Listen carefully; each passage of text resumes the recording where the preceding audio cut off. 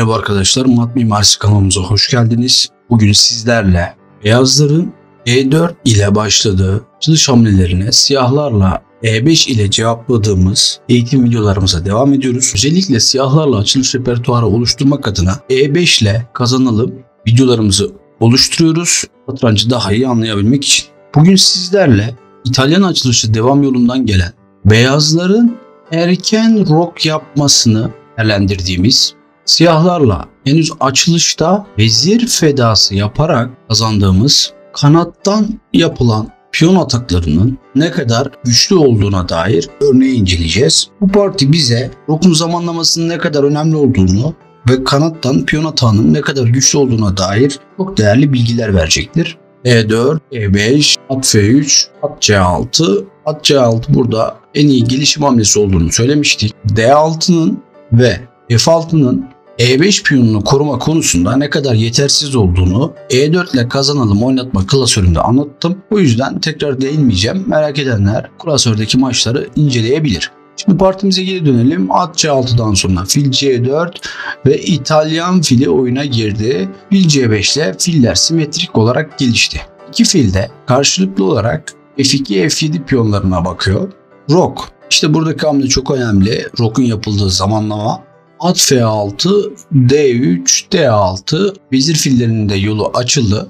Artık taşları geliştirmemiz gerektiğini ve taşların yollarını açmamız gerektiğini biliyoruz. Bugünkü videomuzdan sonra zamanlaması hakkında bilgi edineceğiz. İtalyan açılışının fikirlerinde normalde beyazlar C3 oynar, D4 karesini kontrol ederken ileride yapacağı D4'ü ve B4'ü hazırlarken siyahlar filine yuva açar, beyazlar da siyahlar da İtalyan fillerini güvenliğe alır. Normal İtalyan açılışı teorisi budur. Ama bu partide beyazlar fil G5 yapıyor. Bu hamle taşların gelişimini öğrendikten sonra en sık yapılan hamledir. Çok tercih edilir çünkü F6'daki atağı açmazı aldı.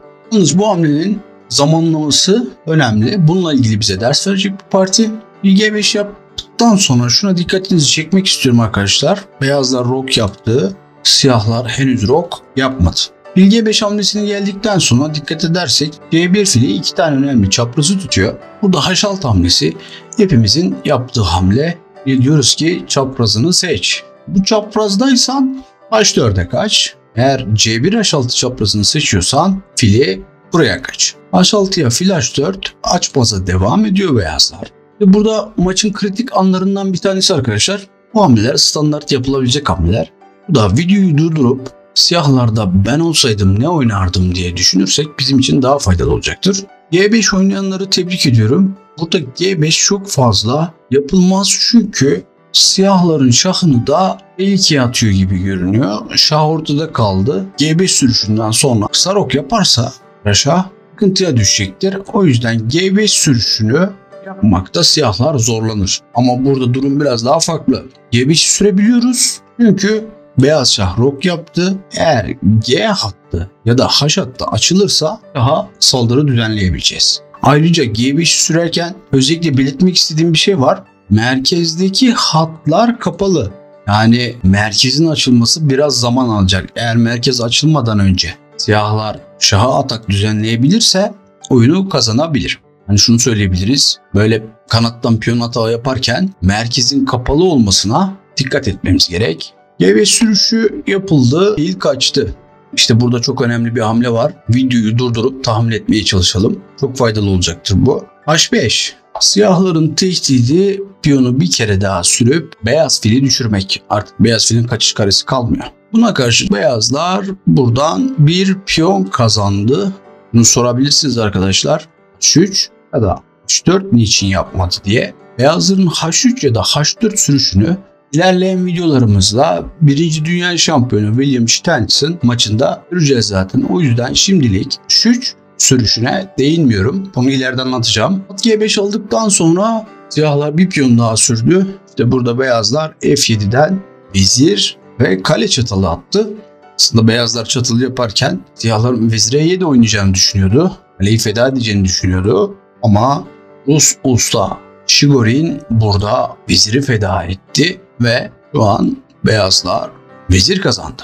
Vezire karşı fil durumda. Beyazlar taş olarak oldukça üstün ama kritik bölgeye baktığımız zaman beyaz şahın bulunduğu kanada kale, piyon ve C5 fili saldırı yapıyor. Yani kritik bölgede 3 tane saldıran taşı var. Beyazların ise vezir kanadı gelişmemiş durumda. Önemli olan taşların azlığı çokluğundan daha ziyade kritik bölgede ne kadar taşın olduğu ve ne kadar taşın aktif olduğuydu. Burada beyazların vezir kanadı gelişmemiş, yani kale ve at daha oyunda değil. Eğer siyahlar taşlarını hızlı bir şekilde daha doğru saldırı yapacak hale getirirse beyazlar vezir kanadını geliştirmeden o zaman oyunu kazanabilir. O yüzden gelişimi tempoyla yapmak önemli. Shigor'un burada önemli fil G4 hamlesini yapıyor. Dikkat edelim, fil gelişti, aynı zamanda vezir istedi. Yani tempo yaptı. Beyazlar materyale yatırım yaptığı için burada vezir D2 oynaması çok normal.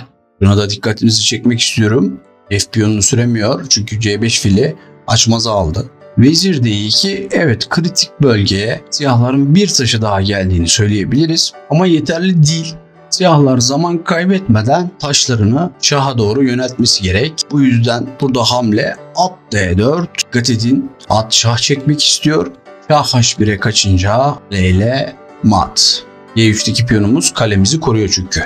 E2 karesini korumak için beyazlar burada at C3 yaptığı zaman, evet, E2 karesini at korudu. Buradaki hamleyi videoyu durdurup tahmin edebiliriz arkadaşlar. Bu bizim için çok faydalı olacaktır. Evet, önemli olan kritik bölgedeki taşların çokluğu demiştik. Burada kritik bölgeye bir taş daha geliyor. Bir de at fedası.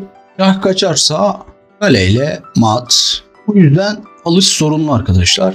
Bu hamleye karşılık fil F3. Dikkat edin, fille aldık ve artık şahın kaçış karesi yok. Bir şah çekme hamlesi de mat olacak. Burada siyahların tehdidi piyonla alıp mat etmek acı bir şekilde. Bu yüzden 3-4 sürerse kale alır H4 yaptık ve bir karesinden kale ile yapılan şaha çare yok. Evet, beyazların çok fazla taşı var. Daha veziri de var ama önemli olan kritik bölgede ne kadar taşın oldu. Kritik bölgedeki piyon, fil, kale ve diğer fil iyi organize olmuş 4 tane taş beyaz şahı mat ediyor. Siyahlar vezir feda ettiği için biraz analize girebiliriz. Fil G4 hamlesine beyazlar burada veziri bırakırsa, kritik bölgeye atın gelmesini engellemek için piyon sürerse, burada önce aldık, sonra kalite kazandık ve feda ettiğimiz veziri buradan geri kazanıp taş fazla bir şekilde devam ediyoruz. Siyahlar şu an bir kale fazla kalıyor.